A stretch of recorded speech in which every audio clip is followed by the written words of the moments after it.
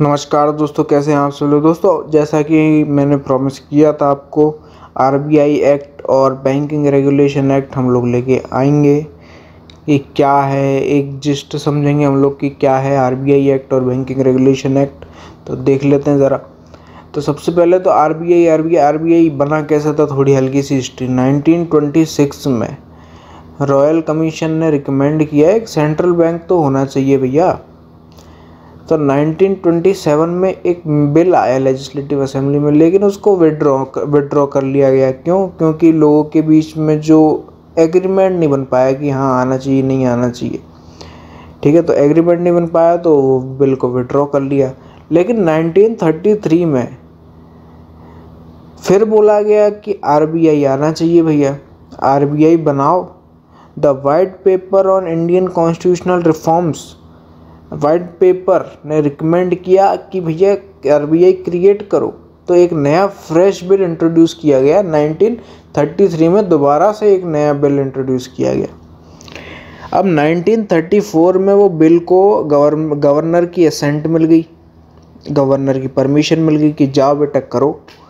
1935 में आरबीआई ने अपना बिजनेस चालू किया, दुकान चालू करी। 1 अप्रैल को 5 करोड़ रुपयों की इन्वेस्टमेंट के साथ, इन्वेस्टमेंट नहीं कैपिटल के साथ अपना जो आरबीआई ने अपना काम धाम चालू किया।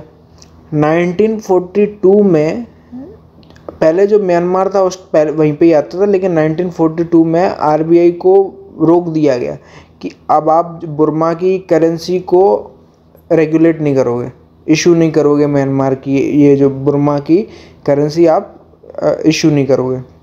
उसने बोला ठीक है भैया।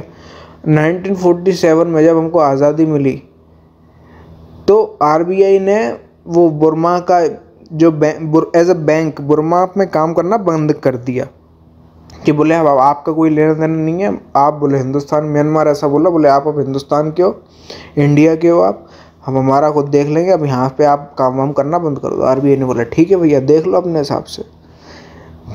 तो वहाँ पे क्या हुआ, जो हुआ वो छोड़ो। अब 1948 की बात आ गई। 1948 में RBI stopped rendering central banking services to Pakistan भी बंद कर दिया।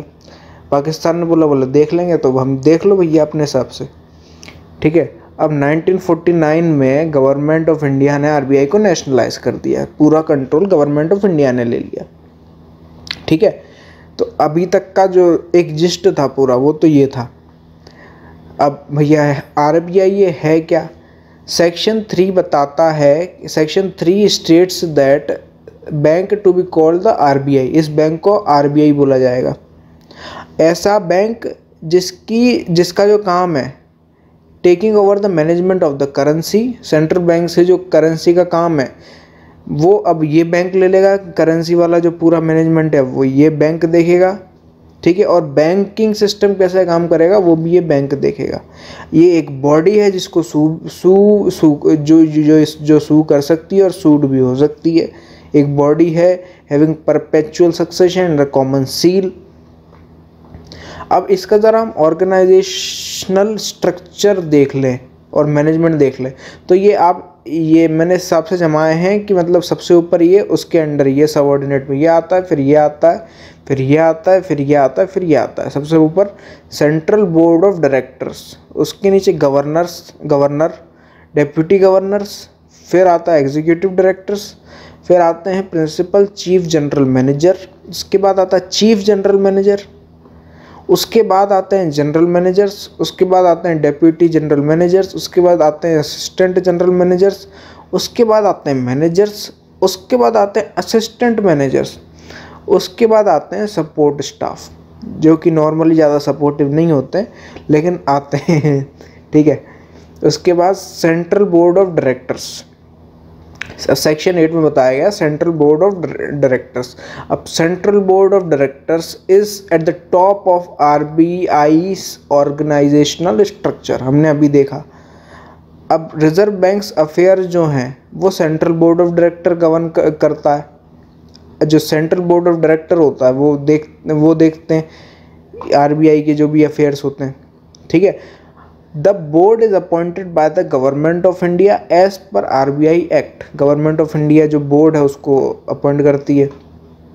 अब कंपोजिशन क्या है, सेंट्रल बोर्ड ऑफ डायरेक्टर्स में जो CBD है, सेंट्रल बोर्ड ऑफ डायरेक्टर, ये जो बोर्ड है उसमें आएगा कौन कौन, तो a governor and not more than 4 deputy governors to be appointed by the central government. एक गवर्नर एंड 4 मतलब maximum 4 deputy governor, 4 directors to be nominated by the CG, 1 from each of the 4 local board, ठीक है। 10 directors to be nominated by the CG central government और 1 government official to be nominated by the central government, ठीक है। अब office and branches, तो RBI has a network of offices and branches through which it discharges its responsibilities। आप ठीक है, अब एक कंपनी है या बैंक है, ऑफिस तो होगा ही ना जहाँ से वो अपना काम करेगा, तो ऑफिस होता है और ब्रांचेस होती हैं। तो जो ऑफिसेज हैं वो हैं मुंबई, कोलकाता, दिल्ली, चेन्नई। और जो ऑफिस प्लस ब्रांचेस, तो टोटल 27 लोकेशंस पे ऑफिस और ब्रांचेस RBI की हैं। Offices and larger branches are aided by senior officer, जिसको चीफ जनरल मैनेजर बोला जाता है या फिर चीफ जनरल मैनेजर की रैंक का। और स्मॉलर ब्रांचेस जो हैं वो एक सीनियर ऑफिसर हेड करता है जिसको जनरल मैनेजर बोला जाता है, जनरल मैनेजर की रैंक का, ठीक है। फंक्शंस क्या हैं RBI के, इम्पॉर्टेंट चीज़ है कि RBI है, लेकिन इतनी इम्पॉर्टेंट क्यों है RBI? To regulate the issue of bank notes, सही है। To regulate keeping of reserves with a view to securing monetary stability in India. अब मुझे नहीं मालूम कि अब आप ये जो वीडियो है जो मैं बना रहा हूँ ये आप कब देख रहे हैं, लेकिन मैं आपको बता दूँ ये मैं 15 अगस्त के आसपास बना रहा हूँ। मैं 15 अगस्त 2022 के आसपास बना रहा हूँ। अभी चल रही थी जो सिचुएशन है वो काफ़ी ख़राब चल रही थी। पाकिस्तान और श्रीलंका की हालत बहुत ख़राब हो चुकी थी। ऑयल और इन सब के चक्कर में बहुत लुट चुके हैं वो लोग। लेकिन अभी RBI ने ऐसा बोला है कि हमारी RBI ने और श्रीमती हमारी निर्मला सीतारमन जी ने भी ये बोला है, जो फाइनेंस मिनिस्टर है उन्होंने भी ये बोला है कि हमारे यहाँ पे कोई महंगाई का दूर दूर तक ऐसा कोई लेना देना नहीं है, हमारी इकोनॉमी बहुत स्ट्रॉन्ग है। RBI ने भी ये बोला है हमारे पास अच्छे खासे रिजर्व्स पड़े हैं। अब RBI की वजह से आप ये समझ इकोनॉमिक कंडीशन जो है हमारी काफ़ी अच्छी है। तो आप समझ रहे हो RBI का एक कितना बड़ा रोल होता है हमारी इकोनॉमी के लिए। अगर RBI अगर ये ध्यान नहीं रखती आप सोच सकते हो कि एक महंगाई कहाँ तक जा सकती है, समझ रहे हो। मतलब ऐसा मैंने सोचा कि मैं बस बता दूं, ऐसा कुछ वो नहीं है। मतलब to operate the currency and credit system of the country to its advantage. अगर आप बाई चांस स्टॉक मार्केट में लगाते हो तो ये RBI की कई सारी कॉन्फ्रेंसेस होती हैं कि अब क्रेडिट स्कीम, क्रेडिट इसके बारे में कि कितना क्या है, क्रेडिट रेशो कितना क्या है, कितना होने वाला है, कितना बढ़ रहा है, कितना घट रहा है, ये सब चीज़ें। तो ये सब रेगुलेट करने का भी काम इनका है RBI का। To maintain price stability while keeping in mind the objective of growth. To maintain price stability while keeping in mind the objective of growth. इतनी वो नहीं कर दो आप प्राइस की, मतलब ग्रोथ के हिसाब से आपको प्राइस एडजस्ट करनी पड़ेगी हर चीज़, इन्फ्लेशन आपको उस हिसाब से देखना पड़ेगा। And to look after the monetary policy framework in India. ये कुछ इम्पोर्टेंट फंक्शंस है, कुछ मेन की फंक्शंस आप बोल सकते हो जो कुछ हैं RBI के। बहुत सारी चीज़ें हैं, आप खुद भी इन्फ्रेंस डिराइव कर सकते हो कि क्या क्या हो सकता है। लेकिन ये मैं आपको की बता दिया कि मान लो 5 नंबर का क्वेश्चन आता है तो 1 2 3 4 5 पॉइंट्स आपको मैंने बता दिए, ठीक है। हालांकि मजाक कर रहा हूँ, या तो की के हिसाब से ही मैंने निकाला, मैंने उसके हिसाब से नहीं निकाले, पॉइंट्स के हिसाब से। की पॉइंट्स वो मतलब एग्ज़ाम के हिसाब से नहीं निकाला मैंने, की पॉइंट्स के हिसाब से ही निकाले, ठीक है। अब ज़रा हम history of the banking regulation act के बारे में बात कर लेते हैं। इसके पहले मैं आपको बता दूं कि हिस्ट्री ऑफ बैंकिंग हमने एक वीडियो बना चुकी है, आप प्लीज़ जाके देख लीजिए, आपको और क्लियर हो जाएगा। क्योंकि वो इतना मैंने हौच-पौच किए ही नहीं किसी वीडियो में, आप प्लीज़ जाके देख लीजिए, आपको क्लियर हो जाएगा। इससे इतना क्लियर नहीं होगा जितना उससे क्लियर हो जाएगा। हिस्ट्री मैंने बताई है कि किस तरीके से 3 फेजेस में डिवाइड हुई थी। मैं फिर से बता दूं, सबसे पहला बैंक बैंक ऑफ हिंदुस्तान बना था। अब प्राइवेट पहले थे लेकिन इतने चल नहीं पाए थे, क्यों? क्योंकि ह्यूमन एरर्स, फ्रॉड और इतनी सारी बहुत सारी चीज़ें थी, चल नहीं पाए थे। ठीक है। और मैं आपको एक चीज़ में आपका जो ध्यान है एक जगह में खींचना चाहता हूँ। एक सेकंड आप देखो।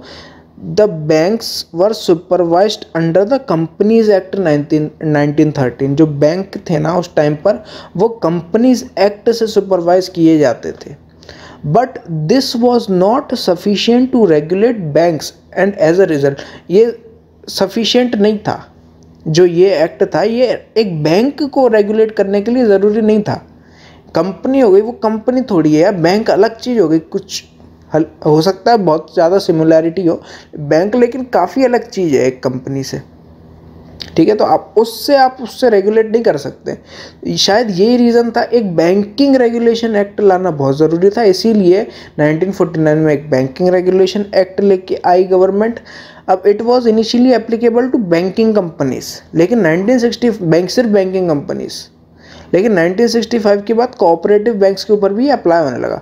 अब बैंकिंग कंपनीज मैंने आपको हम डिस्कस कर चुके हैं कि टाइप्स ऑफ बैंक्स क्या क्या होते हैं। कई सारे बैंक्स होते हैं, उसमें से ये पार्ट है बैंकिंग कंपनीज और कोऑपरेटिव बैंक्स। ठीक है। अब ऑब्जेक्टिव्स क्या क्या हैं बैंकिंग रेगुलेशन एक्ट के, ये होना बहुत ज़रूरी है। To meet the demand of the depositors and provide them security and guarantee. Simple सी बात है कि डिपॉजिटर की डिमांड और उनको सिक्योरिटी और गारंटी प्रोवाइड करवाना कि भैया मैं मेरी इंपॉर्टेंट चीज़ें आपके पास रख रहा हूँ, मैं क्यों रखूँ, कुछ तो मुझे मिलना चाहिए ना। ठीक है। और मिलना भी चाहिए, सिक्योरिटी भी दो और मेरे को थोड़ा इंटरेस्ट भी दो। मतलब अगर मैं डिपॉजिट कर रहा हूँ कुछ आपके उसमें पैसे वैसे डिपॉजिट कर रहा हूँ, मेरे को मिलना चाहिए कि 4-5% कुछ FD जमा कर रहा हूँ, कुछ तो मिलना चाहिए। और या फिर अगर मैं कुछ ऐसी चीज़ रख रहा हूँ जैसे सोना वोना हो गया तो आप ले लो, लेकिन रखो तो सही। ठीक है। To provide provision that can regulate the business of banking, ज़रूरी था। To regulate the opening of branches and changing of location of existing branches. ठीक है। कुल मिला के, अब जैसे कि आपको इन 2 पॉइंट से समझ में आ गया होगा, कुल मिला के रेगुलेट बैंकिंग सिस्टम को रेगुलेट करने के लिए आया था ये। अब हर एक चीज़ ले लो आप। To prescribe minimum requirements for the capital of banks, minimum कितनी होनी चाहिए मिनिमम आपके पास capital. To balance the development of banking institution. ठीक है। तो ये तो थे हमारे कुछ ऑब्जेक्टिव्स। अब एक रैंडम सी चीज़, a banking company means a company that conducts banking business in India. ये तो मतलब मुझे समझ में नहीं आया कि ये चीज़ मैं आपके सामने लेके आऊँ कि नहीं लाऊँ, लेकिन मैंने सोचा ले आओ यार, क्या दिक्कत है उसमें, क्योंकि बहुत सिंपल सी चीज़ है। इसलिए अब banking means to accept for lending और investment of deposit of money from the public which can be repaid on demand. Subsidiary banks have the same meaning as given under the State Bank of India. A secured loan or advance means an advance or a loan secured against the security of assets. ठीक है, simple सी चीज़ है, थोड़ी बस जो basic terms है वो इसमें explain की गई है। सेक्शन 10 क्या बात करता है भैया? सेक्शन 10 ऑफ द एक्ट क्या बात करता है? कौन सा? ये बैंकिंग रेगुलेशन एक्ट का। The bank should not employ a person who has been adjudicated insolvent or whose remuneration depends on the profit of the company। कि आप एक ऐसे आदमी को एम्प्लॉय नहीं कर सकते जो कि इंसॉल्वेंट ही डिक्लेयर हो चुका है, या फिर उसकी जो रेम्यूनरेशन है वो कंपनी के प्रॉफिट्स पर डिपेंड करती है। उस आदमी को आप एम्प्लॉय नहीं कर सकते। अब at least 51% of the total member of the board, कम से कम 51% को तो कम से कम प्रोफेशनल एक्सपीरियंस होना ही चाहिए, अकाउंटेंसी में या एग्रीकल्चर में या रूरल इकोनॉमी में या बैंकिंग या कोऑपरेशन या इकोनॉमिक्स या फाइनेंस या लॉ या स्मॉल स्केल इंडस्ट्री एट्सेट्रा। कि इतने लोगों को तो प्रोफेशनल एक्सपीरियंस की बात कर रहे हैं हम। होना ही चाहिए। अब the term of the office of the director should not be more than 8 years, 8 साल से ऊपर मैक्सिमम टर्म है ये। अमेंडमेंट की बात कर लेते हैं। अमेंडमेंट आया बैंकिंग रेगुलेशन एक्ट में भैया, सबसे पहला 1965 में आया।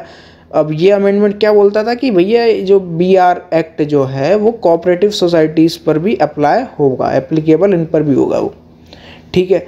एक आया 2020 में।